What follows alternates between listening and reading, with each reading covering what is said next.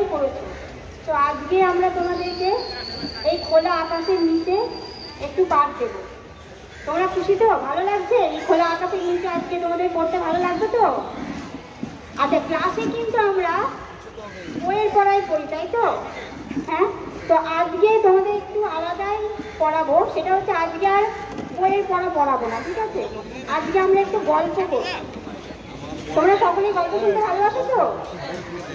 তাহলে আজকে আমরা একটু গল্প করি, ঠিক আছে? আজকে তোমাদেরকে আমি একটা গল্প শোনাবো, সকলে কিন্তু মন দিয়ে শুনবে। আচ্ছা, যে গল্পটা বলবো সেটা হচ্ছে একটা কৃষকের গল্প। তো একটা গ্রামে একটা কৃষক থাকতো। তো তার 4টে ছেলে ছিল।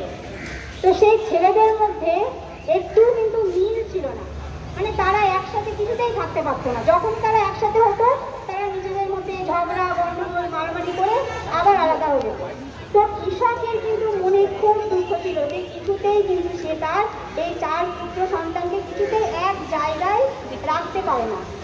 তো তখন কৃষক কি করলো, একটা বুদ্ধি বার করলো। সে কি করলো, তার 4 ছেলেকে ডাকলো, ডেকে তাদেরকে কি করলো, বেশ কয়েকটা লাঠি এক জায়গায় করে বেঁধে তাদের হাতে দিল। প্রত্যেকে 4টে ছেলে, 4 জনের এক একজনের হাতে এই লাঠির বোঝাটা, ঠিক আছে, একটা মানে বাঁধ করে ওদের হাতে দিল। বললো যে তোমরা এটাকে ভাঙো। তো প্রথম ছেলেকে দিল, সে কি করলো, এটাকে এইভাবে ভাঙতে গেল, সে কি করলো, ভাঙতে পারলো না। দ্বিতীয় জনকে দিল, সেও ভাঙতে পারলো না। তৃতীয় জনকে দিল, সেও ভাঙতে পারলো না। চতুর্থ ছেলে, সেও পারলো না। তখন কি করলো, সেই কৃষক গামছাটাকে খুলে দিয়ে কি করলো, একটা করে লাঠি ছেলেদের হাতে দিল। তো প্রথম ছেলেকে একটা লাঠি দিল, এই যে লাঠিটা দিল, তাকে বললো এবার লাঠিটাকে ভাঙো। দেখো লাঠিটা ভেঙে গেল, দেখেছো ভেঙে গেল তো? তাহলে প্রথম ছেলে সে লাঠিটা ভাঙতে পারলো, পরের জন্য পারলো, তারপরেও পারলো, তারপরের জন্য পারলো। তাহলে দেখো, যখন তাদের একসাথে দিয়েছিল তারা কিন্তু এটা ভাঙতে পারেনি, কিন্তু যখন একটা দিল প্রত্যেকেই কিন্তু ভাঙতে পারলো। এটার পরে কৃষক তখন তার ছেলেদের বলল, তোমরা তাহলে একটা কথা ভাবো, তোমাদেরকে যখন একসাথে এই লাঠিগুলো দেওয়া হয়েছিল, এটা ভাঙা কিন্তু তোমাদের কাছে খুবই কঠিন লেগেছিল, তোমরা কিন্তু এটা ভাঙতে পারোনি। কিন্তু যখনই তোমাদেরকে একটা করে দেওয়া হলো তখন কিন্তু তোমরা ভাঙতে পারলে। তার মানে কি, 10-এর লাঠি কিন্তু 1-এর বোঝা। তার মানে কি, 10টা লাঠি, 10 জনের লাঠি যখন আমরা একজন বহন করব, তখন কিন্তু সেটা আমাদের কাছে খুবই কঠিন লাগবে, সেটা বহন করা খুবই কঠিন লাগবে। কিন্তু আমরা যদি কোনো কঠিন কাজকে যদি আমরা সবাই একসাথে থেকে আমরা যদি ভাগ করে কাজটা করি, তাহলে কিন্তু আমরা অনায়াসে সেই কঠিন কাজটা করতে সমর্থ হব। সেই জন্য তোমরা নিজেদের মধ্যে ঝগড়া অশান্তি করে তোমরা আলাদা হয়ে যেও না, তোমরা একসাথে থাকো। দেখবে যে কোনো কঠিন কাজ তোমরা কিন্তু একসাথে থাকলে সেই কঠিন কাজটা সহজেই তোমরা সম্পন্ন করতে পারবে। কিন্তু তোমরা যদি আলাদা হয়ে যাও তাহলে কিন্তু কঠিন কাজটা কিন্তু তোমাদের একার পক্ষে করা খুবই কঠিন হয়ে দাঁড়াবে। ওই জন্য বলছি যে তোমরা একসাথে থাকো। তাহলে বাচ্চারা, আমরা কিন্তু এই গল্প থেকে আজকে 2টো জিনিস শিখেছি। কি শিখেছি? একটা হচ্ছে 10-এর লাঠি 1-এর বোঝা। আমরা যদি সবাই একসাথে থাকি তাহলে যে কোনো কঠিন কাজ সহজেই কিন্তু ভাগ করে সেই কাজটা সম্পন্ন করতে পারবো, কি তাই তো? হ্যাঁ হ্যাঁ, সবাই যদি একসাথে থাকি তাহলে যে কোনো কঠিন কাজ আমরা ভাগ করে নিয়ে সেই কাজটা ঠিকঠাক আমরা সম্পন্ন করে ফেলতে পারবো, কি তাই তো? বাচ্চারা, আচ্ছা, আর একটা জিনিস আমরা এখান থেকে শিখেছি, এটা কিন্তু একদম মন দিয়ে প্রত্যেকে বলছি, ভালো করে শুনবে। আর একটা জিনিস যেটা শিখলাম সেটা হচ্ছে একতাই বল।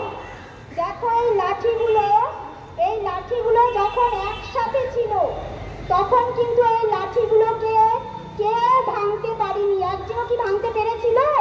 পারিনি। একসাথে ছিল, ভাঙতে পারিনি। কিন্তু দেখো যখন একা ছিল তখন কিন্তু ভেঙে ফেলেছিল। তাহলে কি বলছি, যে একতাই বল। যদি আমরা একসাথে থাকি তাহলে কিন্তু বাইরের থেকে কোনো কঠিন পরিস্থিতি কিন্তু আমাদের পারবে না। তো বাচ্চারা, তোমাদের একটা কথা বলি, তোমরা এখন ছোট, নিশ্চয় চাইবো না যে কোনো কঠিন পরিস্থিতি, হ্যাঁ আমরা তোমাদের মা বাবার মতো, তো আমরা চাইবো না কোনো কঠিন পরিস্থিতির সম্মুখীন তোমরা হও।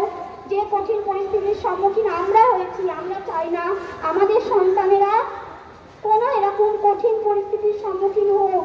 কিন্তু তারপরেও বলছি, যদি ভবিষ্যতে এমনটা হয়, আজ আমরা ভালো আছি, কিন্তু কে বলতে পারে যে কাল আমাদের সামনে কোনো একটা কঠিন পরিস্থিতি এসে দাঁড়ালো, আমাদেরকে সেই পরিস্থিতিটার মোকাবিলা করতে হবে। তখন কিন্তু আমরা একসাথে সেই পরিস্থিতির মোকাবিলা করব। আমরা কিন্তু যদি দেখো, আমরা যদি আলাদা ভাবে কঠিন পরিস্থিতি, যে কোনো পরিস্থিতি আসতেই পারে। দেখো, তোমরা পড়াশোনা করছো, এখন পড়াশোনা করছো, তো তোমাদের পড়ে বড় হতে হবে। তো এই পড়াশোনার পথেও হতে পারে কোনো বাধা আসলো, সংসারে হয়তো তোমাদের বাড়িতে হয়তো তুমি চাইছো পড়তে, কেউ হয়তো তোমাদের পড়তে বাধা দিচ্ছে, কিন্তু তোমাকে ভালো রেজাল্ট করতেই হবে। তখন কিন্তু তুমি কোনো বাধা মানবে না, বাধা অতিক্রম করে নিজেকে কিন্তু নিজের লক্ষ্য স্থির রেখে কিন্তু এগিয়ে যেতে হবে।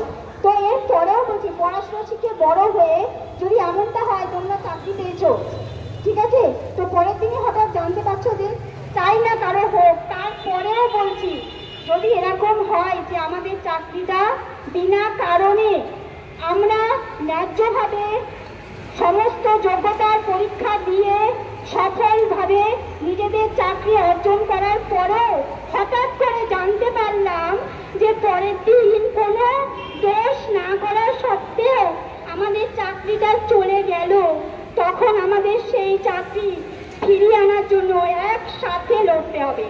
যে কোনো পরিস্থিতি আসতে পারে, আমাদের একসাথে লড়তে পারে। দেখো, আমরা যখন একসাথে থাকবো, একসাথে থাকলে জানো, বাড়িতে সংসারে যেখানেই হোক, একসাথে থাকলে মতবিরোধ হবে কি, তাই তো? একসাথে থাকলে মতবিরোধ হয়, সবার মতের মিল হয় না। তো সেক্ষেত্রে মতের মিল না হলেও আমাদের দাবি কিন্তু একটাই থাকবে। কি দাবি থাকবে? যে নিজেদের চাকরি ফিরে পাওয়ার লড়াই, বা যে কোনো লড়াই হতে পারে, শুধু চাকরি ফিরে পাওয়ার লড়াই না।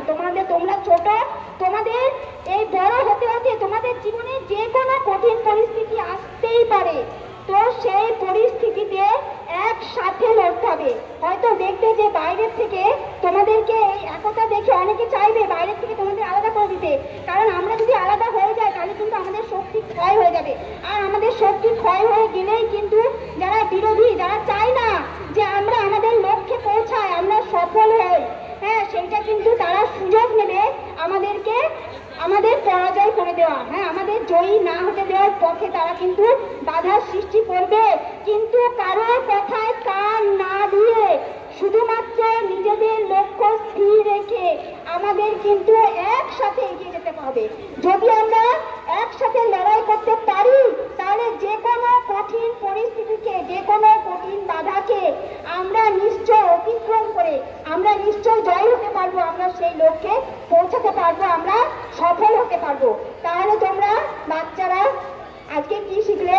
একতাই বল। কি তোমরা তাহলে একসাথে থাকবে তো? যে কোনো কঠিন পরিস্থিতি আসুক, একা কিন্তু লড়াই করতে যাবে না, একা কিন্তু লড়াই করা সম্ভব নয়, পারবে না। আমাদের কিন্তু একসাথে লড়াই করতে হবে।